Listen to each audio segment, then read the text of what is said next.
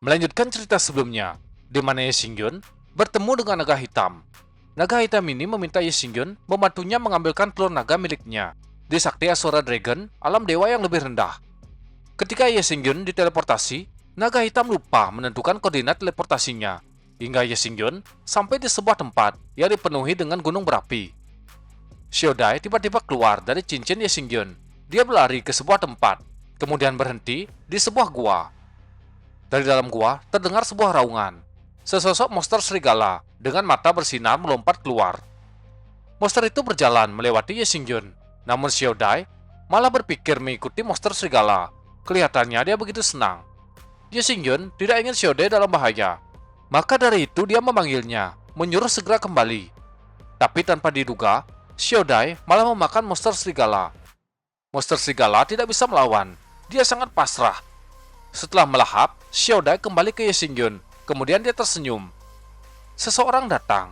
Dia sangat marah melihat serigala harimau haus darahnya dimakan oleh Xiaodai. Ye Xingyun melirik Xiaodai sambil meminta maaf kepada kelompok tersebut dan berencana memberikan kompensasi. Seseorang dari kelompok tersebut mengatakan harga serigalanya mencapai 30 juta batu roh bermutu tinggi. Dia mempertanyakan apakah Ye Xingyun sanggup untuk membayarnya. Ye Xingyun menanyakan berapa harga pil kelas 5 di tempat tersebut. Ternyata, pil tingkat 5 senilai 50 juta batu roh. Ye Xingyun mengeluarkan pil tingkat 5 sebagai kompensasi. Pemimpin dari kelompok tersebut mengambil pil dari Ye Xingyun. Dia cukup terkejut. Pemuda di depannya benar-benar mengeluarkan pil kelas 5. Merasa masalah sudah beres, Ye Xingyun berniat pergi. Namun dia dihentikan oleh pemimpin kelompok tersebut. Mereka tidak membiarkan Ye Xingyun pergi dan meminta Ye Xingyun mengeluarkan beberapa pil kelas 5. Jika tidak, mereka mengancam akan membunuhnya. Ye Xingyun mengeluarkan beberapa pil kelas 5, kemudian menanyakan apakah mereka masih menginginkan pil. Pemimpin kelompok sangat tergiur melihat banyak pil kelas 5 yang ada di tangan Ye Xingyun. Ye Xingyun tersenyum menghina ke arah kelompok tersebut. Kemudian, menjatuhkan pil kelas 5, dia memberikannya kepada Xiaodai. Tanpa ragu, satu persatu, pil tersebut masuk ke dalam mulut Xiaodai. Seketika, pemimpin kelompok tersebut naik darah. Dia merasa dihina dengan tindakan yang dilakukan oleh Ye Xingyun. Ye Xingyun menatap pemimpin kelompok sambil mengatakan kalau dia lebih suka memberikan pil kelas 5 kepada anjingnya daripada bajingan serakah. Pemimpin kelompok mengancam Ye Xingyun, mengatakan dirinya adalah seorang murid luar dari Sakti Azura Dragon, dan juga dia berasal dari keluarga Zhu. Jika Ye Xingyun berani menyinggungnya, dipastikan dia akan mati. Ye Xingyun berteriak mengatakan, apakah kalian tahu siapaku?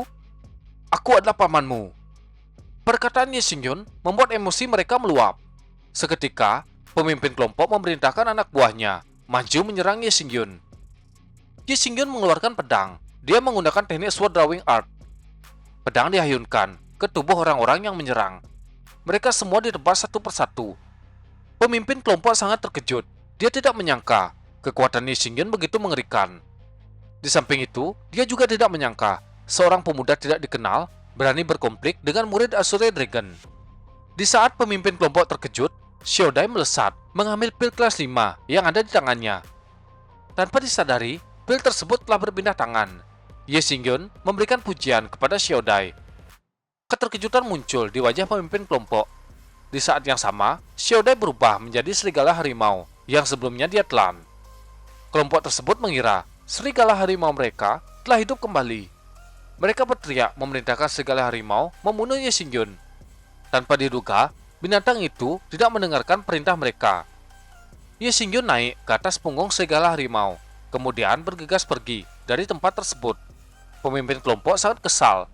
Dia memarahi anak buahnya, kemudian menyuruh mereka mengejar Ye Xingyun dan Xiaodai. Jika mereka gagal, mendapatkan kepala Xiaodai dan Ye Xingyun dalam waktu 6 hari, mereka akan dibunuh. Saat ini, Ye Xingyun masih bergegas pergi dengan serigala macan, yang tidak lain adalah Xiaodai. Dia tidak menyangka kalau Xiaodai bisa berubah bentuk. Saat ini, mereka sudah sampai di sebuah kota. Agar tidak mencolok, Ye Xingyun menyuruh Xiaodai kembali ke penampilan aslinya. Ye Xingyun mulai berjalan. Dia berniat mencari sebuah penginapan. Berpindah ke sebuah restoran. Saat ini, Ye Xingyun sudah ada di sana. Dia memesan makanan dan minuman. Ada beberapa orang yang sedang memesan makanan. Sepertinya mereka sudah lama mencari anjing pelahap api, Xiaodai. Pria itu berdiri, kemudian berteriak, menyuruh Ye Xingyun menyerahkan Xiaodai. Namun Ye Xingyun tidak menghiraukannya. Sepertinya orang yang berteriak cukup terkenal. Mereka dipanggil si hitam dan si putih. Seni bela diri yang mereka praktekkan memiliki efek yang saling melengkapi. Tangan Ye Xingyun mulai bergeser ke arah pedang dan pampun. Melihat tindakan tersebut, si putih merasa pria di depannya ingin bertarung. Dan juga mereka merasa diremehkan oleh pemuda itu. Tanpa sepatah kata, Ye Xingyun sudah melesat melewati si hitam dan putih. Dengan santai, dia menyesap minumannya. Si hitam dan si putih terjatuh, tanpa tahu mereka sudah dikalahkan oleh Ye Xingyun. Orang-orang yang ada di sana tidak dapat melihat apa yang sebenarnya terjadi. Mereka hanya melihat Ye Xingyun berpindah tempat dalam sekejap. Kemudian, kedua musuhnya terjatuh. Tiba-tiba seseorang berteriak. Dia marah melihat seseorang berani membunuh di dalam restorannya. Dia juga tidak menyangka seseorang yang berada di ranah Huang Jin, lapisan ke-9, berani berbuat onar di restorannya. Pria itu muncul di depan Ye Xingyun.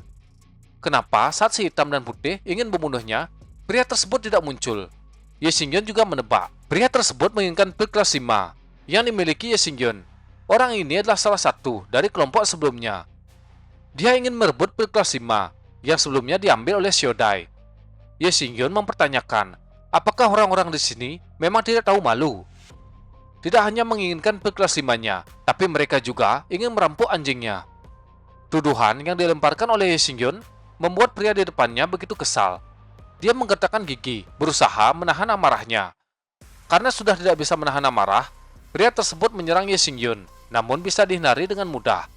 Serangan kembali dilakukan, tapi kali ini pukulan ditahan oleh Ye Xingyun mengenai pipi pria tersebut hingga dia terbang, terpental dari tempat awal dia berdiri. Orang yang melihat sangat terkejut. Tubuh Ye Xingyun begitu kuat dan juga bisa memukul mundur seseorang dari keluarga Zhu. Pria dari keluarga Zhu kembali memberikan serangan.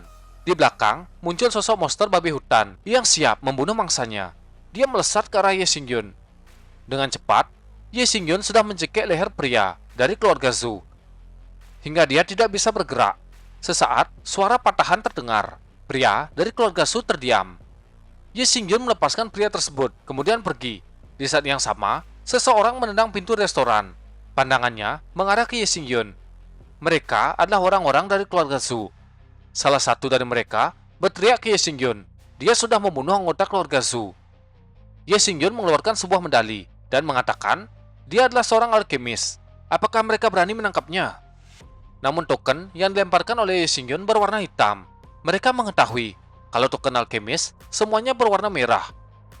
Mereka berpikir kalau Ye Xingyun pasti menipu, berpura-pura menjadi alkemis.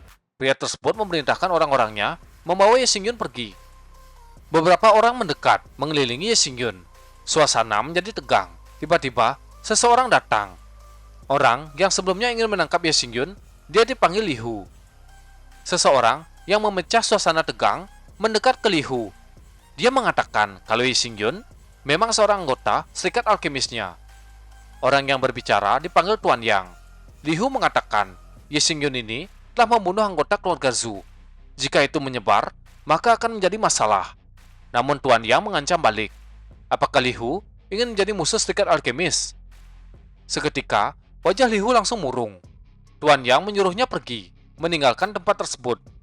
Mereka semua mundur sesuai dengan perkataan Tuan Yang. Tuan Yang memperkenalkan namanya kepada Ye Xingyun. Dia bernama Yang Sui.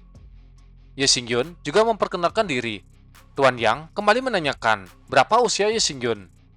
Setelah mengetahui Ye Xingyun baru berusia 18 tahun, Tuan Yang cukup terkejut. Kekuatan spiritual Ye Xingyun mencapai 118. Dengan 2 poin lagi, Ye Xingyun dapat mencapai alkemis tingkat 6. Tuan Yang juga membandingkan Ye Xingyun dengan seseorang bernama Luo Pan. Orang tersebut dijuluki alkemis nomor 1 di usia 22 tahun. Tapi bakat tersebut tidak bisa menandingi bakat Ye Xingyun. Ye Xingyun bertanya, apa sebenarnya yang diinginkan oleh Tuan Yang? Ternyata, token yang dipegang oleh Ye Xingyun tidak berguna di tempat ini. Kemudian, Tuan Yang mengajak Ye Xingyun bergabung dengan serikat alkemis yang ada di sini. Ye Xingyun menatap token alkemis. Dia akhirnya mengerti. Tuan Yang mempersilahkan Ye Xingyun pergi mengikutinya. Ye Xingyun mengingat masa lalunya. Dia ingin tahu bagaimana keadaan murid ketiganya, Luo Haidian. Dia adalah orang yang sangat berbakat dalam alkimia. Ye Xingyun diajak ke sebuah bangunan yang megah. Mereka mulai masuk ke dalam tempat tersebut. Tuan Yang akan mengajak Ye Xingyun menguji kekuatan mentalnya. Perlakuan dari Tuan Yang Sui begitu sopan, hingga membuat orang-orang merasa aneh. Ye Xingyun diminta menuangkan kekuatan spiritual ke dalam tungku spiritual.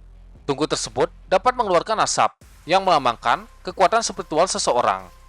Warna biru untuk tingkat 60, warna hijau tingkat 80, Giant tingkat 100, dan hitam tingkat 120. Seorang pria datang. Dia meminta tetua Yang, tidak menjelaskannya secara detail. Orang ini bernama Chen Luopan, seorang jenius alkemis tingkat kelima.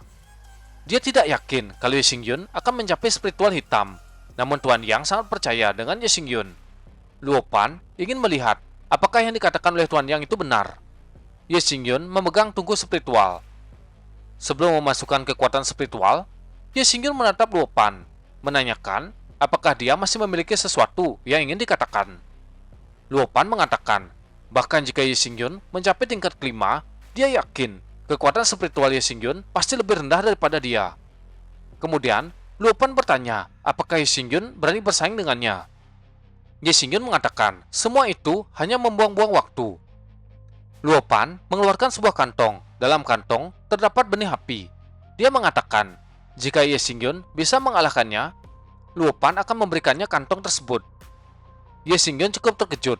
Apakah yang dibawa oleh Luopang adalah Outfire? Namun dia ragu apakah Outfire ada di kota ini.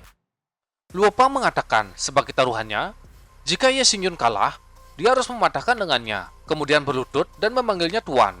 Apakah Ye Xingyun berani menerima tantangannya? Ye Xingyun berkata, jika Luopang kalah, dia harus memotong lengannya sendiri. Luopang menerima tantangan. Di dalam kotak terdapat tanaman herbal. Siapa yang akan menjadi pemenangnya? Silahkan ditebak. Oh iya, video ini akan dirilis ketika 3 chapter sudah terbit. Terima kasih.